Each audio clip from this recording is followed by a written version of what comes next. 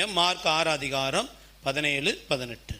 ஏரோது தன் சகோதரனாகிய பிலிப்புவின் மனைவி ஏரோதியாளை தனக்கு மனைவியாக்கி கொண்டபோது யோவான் ஏரோதை நோக்கி, நீர் உம்முடைய சகோதரன் மனைவியை வைத்துக் கொள்வது நியாயமல்லவென்று சொன்னது நிமித்தம் ஏரோது சேவகரை அனுப்பி யோவானை பிடித்து கட்டி காவலில் வைத்திருந்தான். முதல்ல இந்த ஏரோதியாள் இவை யார் அப்படின்னா, நான் ஆரம்பத்திலே சொன்னேன், the ஏரோது கிரேட், அவருடைய பேத்தி தான் இந்த ஏரோதியாள். இந்த ஏரோது கிரேட் என்று சொல்லப்படுகிறது முதல் ஏரோது.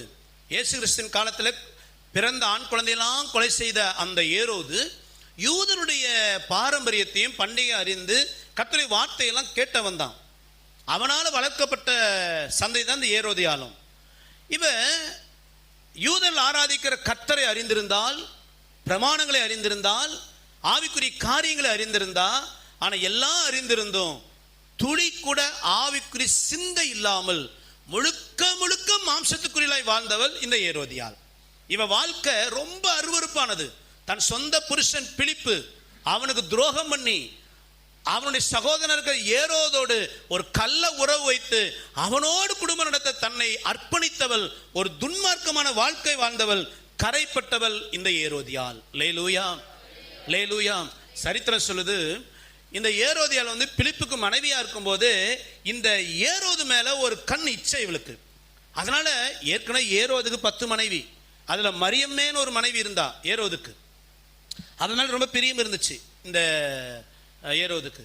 இந்த ஏரோதில் என்ன பண்ணால்னா, இந்த ஏரோதோடு கள்ள உறவு வைப்பதற்கு தடையா இருக்கிற அவன் மனைவியை கொலை செய்யும்படி இவ தூண்டினாலாம் ஏரோத. இவ தூண்டுதலின் பேரில் தன் மனைவியை கொலை செய்தவன் ஏரோது. நான் சொல்ற ஏரோது இந்த 6 அதிகாரத்தில் வந்த ஏரோது. தன் மனைவி என்ன செய்தான்? கொலை செய்து இந்த ஏரோதியால திருமணம் செய்து கொண்டான். இந்த திருமணம் செய்து கொண்ட இந்த ஏரோதுடைய பாவத்தை யோவான் கண்டிக்கும் போது இந்த ஏரோதியாளுடைய நிர்பந்தத்தின் பேர்ல தான் ஏரோது யோவான் பிடித்து சிறையிலே தள்ளினான். லேலூயா, லேலூயா. ஏன்னா ஏரோதுக்கு யோவான் மேல நல்ல மதிப்பு இருந்துச்சு. யோவான் இந்த ஏரோது அந்திப்பாவை பார்த்து, டேய் நீ செய்யற தப்புடா, உன் சொந்த சகோதரர் துரோகம் பண்றடா அப்படின்னு ஏரோது கண்டிக்கும் போது இவனுக்கு அது பயம் நடுக்கம்லாம் இருந்துச்சு. ஆனா இந்த ஏரோதியாளுடைய தூண்டுதல் பேரில் ஏற்கனவே அவ கரைப்பட்டவ, ஏற்கனவே துணிகரமா பாவம் செய்யறவ, மாத்திரல தன் பாவத்தை கண்டிக்கிற ஊழியக்காரனை பிடிச்சு எங்க போட சொல்றா? சிறையில் போட சொன்னது மாத்திரம் இல்ல. 18ஆம் வசனம் சொல்லுது, 19, ஏரோதியாலும் அவனுக்கு சதி நினைத்து அவனை கொன்றுபட மனதாய். யார? யோவான். அவன் உயிரோடு இருந்தா தானே, வெளியில இருந்தாலும் தப்புனுவான் ஏரோத, ஜெயிலுக்குள்ள இருந்தாலும் ஏரோதிட்டு என்ன சொல்லுவான்? ஏரோதையில கழட்டி விட்டுருன்னு சொல்லுவான். எங்கேயாவது மனுஷன் யோவான் பேரை கேட்டு நம்மளை கழட்டிடுவானோ அப்படின்னு சொல்லி நினைச்ச ஏரோதியா, யோவான் உயிரோடு இருந்தா தானே தப்ப கண்டிப்பான், அவனை கொண்டுட்டான். எந்த அளவு துணிகரம் உள்ளவளா இருந்திருப்பார். இவ கர்த்தரை அறியாதவள் அல்ல, கர்த்தரையும் யூத பாரம்பரியத்தையும் அறிந்த குடும்பத்தில் வளர்ந்த வந்த ஏரோதியாள். ஆனா அவ சிந்தையிலும் செய்கையிலும் ஒரு துளி கூட ஆவிக்குரிய சிந்தையே இல்லாமல் முழுக்க முழுக்க மாம்சத்துக்குரியவளாய் வாழ்ந்தவள் இந்த ஏரோதியாள். லேலூயா, லேலூயா. இவ யாருக்கு அடையாளம்னா, ரட்சிக்கப்பட்டு சபைக்கு பல வசனங்களை கேட்டு சத்தியங்களை அறிந்தும் கொஞ்சம் கூட ஆவிக்குரிய அடையாளமே இல்லாம, சில பேர் பார்த்தீங்கன்னா ரொம்ப வருஷமா சர்ச்சுக்கு வருவாங்க, ஜெபம் அவங்க வாழ்க்கையிலே இருக்காது, மறந்து கூட பைபிளை தொட மாட்டாங்க. அப்படியே பைபிள் கைக்கு வந்தா கூட வாசகம் என்ன அவங்களுக்கு என்ன செய்யாது? வராது. அவங்க பேச்சு, செய்கை, அவங்களுடைய நடவடிக்கை எல்லாமே உலகத்தானே இவங்களுக்கு என்ன இருக்காது? வித்தியாசமே இருக்காது. ஆனா பல ஆண்டுகள் சபை போவாங்க. அவனுக்கு இவனுக்கு ஒரே வித்தியாசம், ஞாயிற்றுக்கிழமை சர்ச்சுக்குள்ள இருந்துட்டு வெளியே போவான். இவன் சர்ச்சுக்கு போகாம சினிமா தியேட்டர் போறான், இவன் சர்ச்சுக்கு வந்துட்டு சினிமா தியேட்டர் போறான். அவன் சர்ச்சுக்கு வராம பாருக்கு போறான், இவன் சர்ச்சுக்கு வந்துட்டு பாருக்கு போறான். இவன் சர்ச்சுக்கு வந்துட்டு தப்பு செய்ய போறான், இவன் சர்ச்சுக்கு வராம தப்பு. இவ்வளவுதாங்க வித்தியாசமே.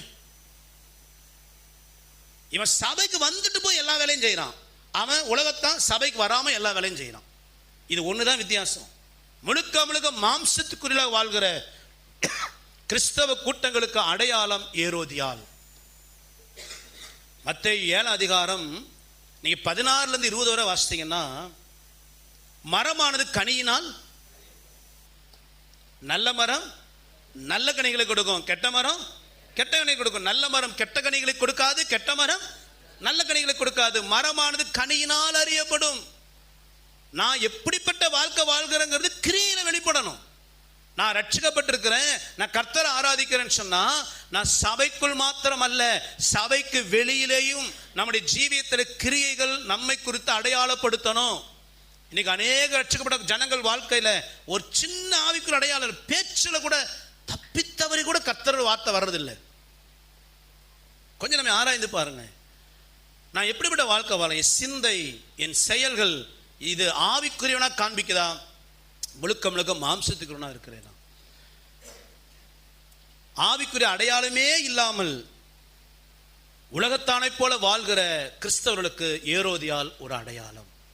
நீ நிறைய பேர் சர்ச்சுக்கு வர்றதுக்கு முன்னாடி சில விக்கிரக ஆராதனை செய்திருப்பாங்க, சில குறிப்பிட்ட சில பாவங்களை செய்திருப்பாங்க. சபைக்கு வரும் பொழுது ஏதோ ஒரு சூழ்நிலை சர்ச்சுக்கு வந்திருக்கிறாங்க, இயேசுவை அறிந்து கொண்டிருக்கிறாங்க, அந்த பாவங்களுக்கு மனம் திரும்பி, விக்கிரக ஆராதனை மனம் திரும்பி ரட்சிக்கப்பட்டு ஞானஸ்தானம் எடுத்திருப்பாங்க. இதுலயே திருப்தி ஆயிடுறாங்க.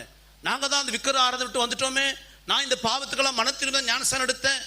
ஞானஸ்தானம் எடுத்து ரட்சிக்கப்பட்ட பின்பு ஒரு கனியுள்ள வாழ்க்கை வாழணுங்கிற ஒரு அவசியம் இருக்கிற இந்த கூட்டம் என்ன செய்திருது, மறந்துடுது. ஞானஸ்தானம் அதிலேயே திருப்தி ஆயிட்டு, அதுக்கு பின்பதாக நான் கனி உள்ளவனாய் வாழ வேண்டும் என்ற சிந்தை இல்லாம சில குறிப்பிட்ட பாவங்களுக்கு மன திரும்பினதையே பெருசா நினைச்சுக்கிட்டு இன்னைக்கு மனம் போன போக்கில் வாழ்வதனால தான் அநேக விதமான கர்த்தர் நமக்கு வைத்திருக்கிற உலக மேன்மைகளை நாம் இழந்து கொண்டு இருக்கிறோம். அல்லேலூயா. இன்னைக்கு ஒரு கிறிஸ்தவ வாழ்க்கையில தரித்திரம், சமாதானம் இல்லை, போராட்டம், நிம்மதி இல்லை அப்படின்னா நம்ம நிதானிச்சு பார்க்கணும், என் ஜீவி எப்படி இருக்கு. முதலாவது தேவனுடைய ராஜ்யத்தையும் நீதியை தேடுங்கள், அப்பொழுது இவையெல்லாம் உங்களுக்கு. நம்ம நிறைய நேரங்கள் அதை நிதானிக்கிறது இல்லைங்க. பொருளாதார நெருக்கடி அப்படின்ன உடனே என்ன காரணம்னு உலக பிரகாரமா யோசிக்கிறோம். குடும்பத்தில் சமாதானம் இல்லை, யாருனால பிரச்சனை யோசிக்கிறோம். நம்ம ஆவிக்குரியவர்கள் ஆவிக்குரியனோடு சம்பந்தப்படுத்தி பார்க்கணுமா. ஆவிக்குரிய எப்படி இருப்பான்னா, ஒரு சின்ன பிரச்சனை, சின்ன போராட்டம், பிள்ளைங்க வாழ்க்கையிலையோ குடும்பத்திலேயோ வேலையிலையோ தொழிலையோ எங்க ஒரு நெருக்கம் போராட்டம் ஒரு ஸ்ட்ரகிள் வருது அப்படின்னா நம்ம இருதயம் அடுத்து என்ன யோசிக்கணும்னா, என் வாழ்க்கை கர்த்தர் முன்பு எப்படி இருக்கு, ஏன் ஆண்டவர் அனுமதித்தார், என்னோட என்ன பேச விரும்புகிறார், அவன் தான் ஆவிக்குரியவன். இந்த ஆவிக்குரிய சிந்தையே இல்லாம நம்முடைய எல்லா கிரியைகளிலும் ஒரு உலகத்தான போல வாழ்ந்து கொண்டிருந்தோம்னா இந்த ஏரோதியால போல நாம் மாம்சக்குரியலாய் வாழ்கிறோம். அல்லேலூயா, அல்லேலூயா.